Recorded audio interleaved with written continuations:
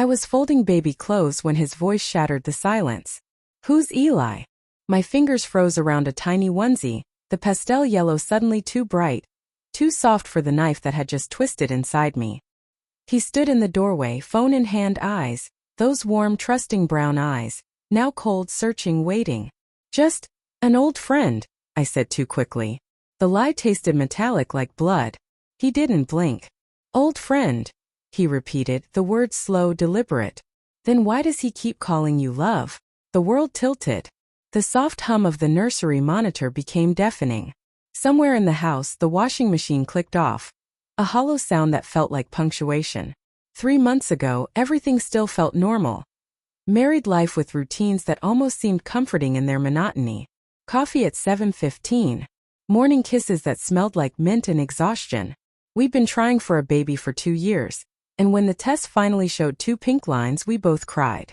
Together. For once, truly together. But that same week, Eli texted me. Hey Mia. I heard you're married now. Congrats. Would be nice to catch up sometime. I should have ignored it. I told myself it was harmless, nostalgic even. We'd been together in college. A wildfire of a relationship that burned hot, reckless, and ended when I couldn't handle his constant need for freedom. He'd moved to another city, and I'd built a life that felt safer, steadier, quieter. When I replied, I told myself it was closure. Just coffee. Just conversation. But closure is a dangerous illusion. It pretends to heal while reopening every scar beneath. Love. Daniel repeated now, stepping closer. I could see the faint tremor in his hand as he held out the phone. You're 6 months pregnant with our babies, Mia, and some man is calling you love. My heart pounded so hard I could hear it in my ears. It's not like that, I whispered. Then what is it like? His voice broke, quiet but sharp.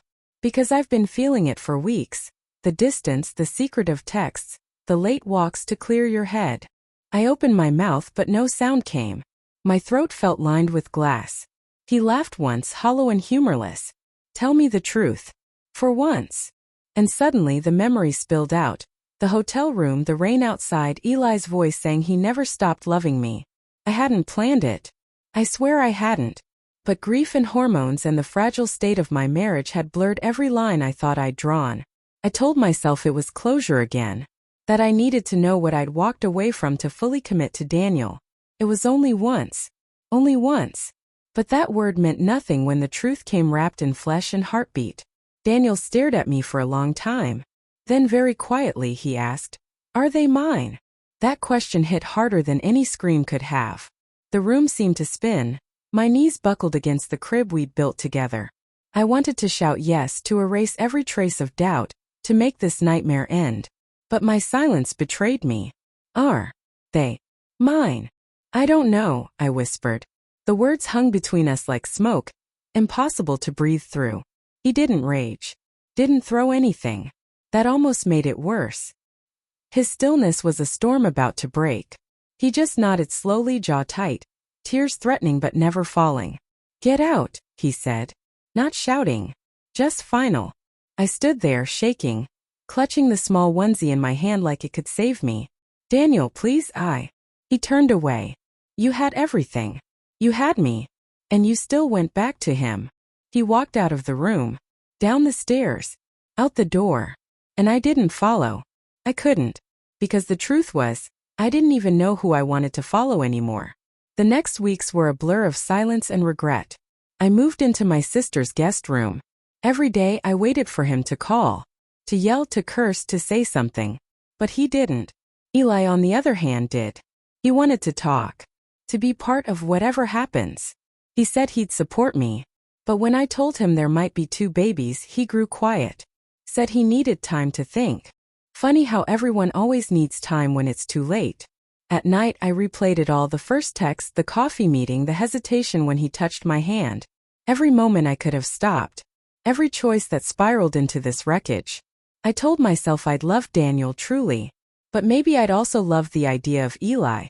The one that existed in memory, untouched by disappointment or reality. And when the weight of marriage and infertility and loneliness pressed too hard, I reached for the ghost of my past instead of facing the truth of my present. I wanted to feel wanted again. And that want cost me everything. 2 months later, Daniel finally showed up. He came to the clinic, where I was sitting with my swollen belly and trembling hands. The babies had been kicking, tiny flutters that felt both miraculous and mocking. He stood in the doorway just like before. Only now his eyes looked older, like something inside him had aged beyond repair. "I got your results," he said. My breath caught. "Daniel, please. They're mine." For a second the world stilled. Relief, disbelief, hope all at once. I started crying before I even realized it. Then we can fix this, right?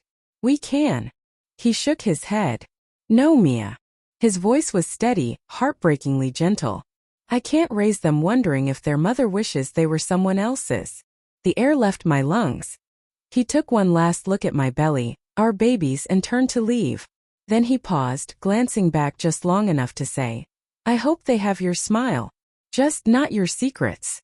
I watched him go again, and this time I knew he wasn't coming back. The babies kicked, as if to remind me they were still here, still innocent, still waiting for a world that wasn't built on betrayal. And in that quiet, I realized the cruelest part of all. It wasn't losing Daniel. It wasn't even losing Eli. It was realizing I'd been trying to fill the emptiness inside me with people who couldn't fix it.